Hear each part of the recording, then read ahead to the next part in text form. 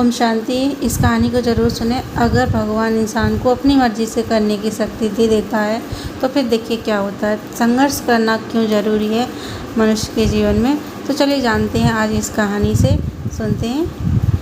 संघर्ष क्यों ज़रूरी है। जो चल रहा है उसके पाँव में छाला होगा, बिना संघर्ष के इंसान चमक नहीं सकता। जो जलेगा उसी दिए में उजाला होगा। संघर्ष क्यों बचे संघर्ष से। संघर्ष ही तो जीवन की आत्मा है। जितना कठिन संघर्ष होगा उतनी ही शानदार जीत होगी।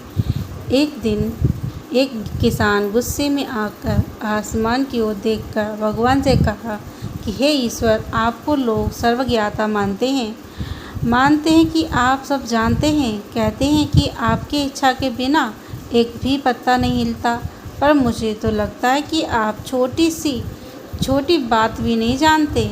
आपको तो यह भी नहीं पता कि खेती बाड़ी कैसे करते हैं। अगर आप जानते होते तो हर समय जो बाढ़ आदि और तूफान आते हैं वो कभी नहीं आते। आप नहीं जानते कि कितना नुकसान उठाना पड़ता है हम किसानों को। यदि आप मेरे हाथ में ये शक्ति दे दें कि जैसा मैं चाहूँ वैसा मौसम में कर दूँ, फिर आप देखना मैं अन्न के भंडार लगा दूँगा। भगवान इस किसान के तीखे वाक्य सुनकर मुस्कुरा रहे थे और वह किसान के सामने प्रकट होकर बोले कि मैं आज से तुम्हें यह शक्ति देता हूँ कि तुम अपनी खेती पर तुम्हारी जैसी इच्छा हो तुम वैसा मौसम कर दोगे। मैं बिल्कुल भी दखल नहीं दूँगा, तुम्हारी इच्छा से सब कुछ होगा। किसान तो बहुत खुश हो गया। किसान ने गेहूं की फसल अपनी खेतों में बोई। जब उसे लगा कि खेतों को धूप चाहिए तो खेतों को धूप मिले, जब पानी बरसना चाहिए तब पानी बरसा।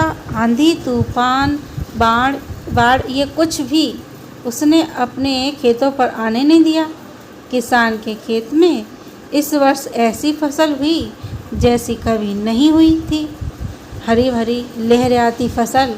मन ही मन वह बहुत खुश हो गया और सोचने लगा, अब सबूत के साथ दिखाऊंगा भगवान को कि इसे कहते हैं शक्ति का सही उपयोग। मेरी सफलता देखकर उन्हें अपने नियम जरूर बदलने ही पड़ेंगे।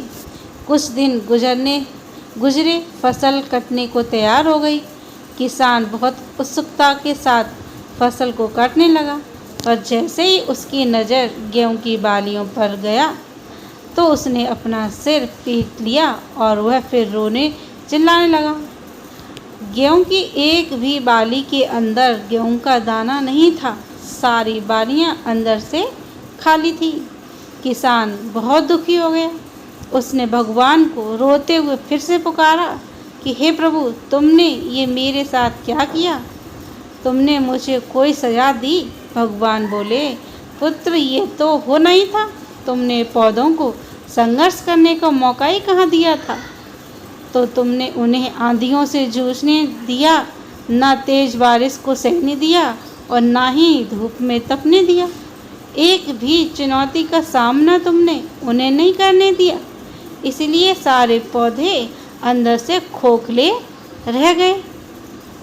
तो दोस्तों याद रखिए, स्वर्ण में सर्वणीय आवाज़ तभी आती है जब वह आग में तपने लगने और हथौड़े से पीटने जैसे संघर्षों से गुजरता है।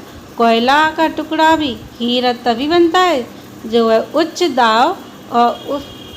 उच्च ताप की मुश्किल परिस्थितियों से गुजरता है। इसी तरह यदि हमारी ज़िंदगी में भी कोई संघर्ष नहीं हो, तो कोई चुनौती ना हो, तो हम भी गेहूं की बालियों की तरह खोखले रह जाएंगे और हमारा भी कोई अस्तित्व नहीं होगा।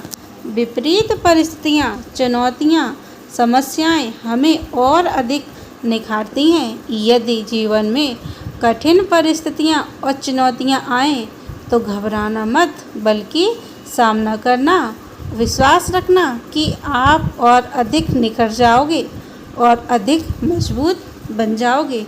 किसी ने कितना सही कहा है ना कि ज़िंदगी जीना आसान नहीं होता, बिना संघर्ष कोई महान नहीं होता। जब तक ना पड़े हथौड़े की चोट तब तक पत्थर भी भगवान नहीं होता। तो आप लोगों को ये वीडियो कैसा लगा, ये कहानी कैसी लगी, कमेंट में ज़रूर बताएं और हमारे इस चैनल को सब्सक्राइब ज़रूर करें ताकि और भी इसी तरह की नई नई कहानियाँ सुनने को मिलें। अच्छा, थैंक यू।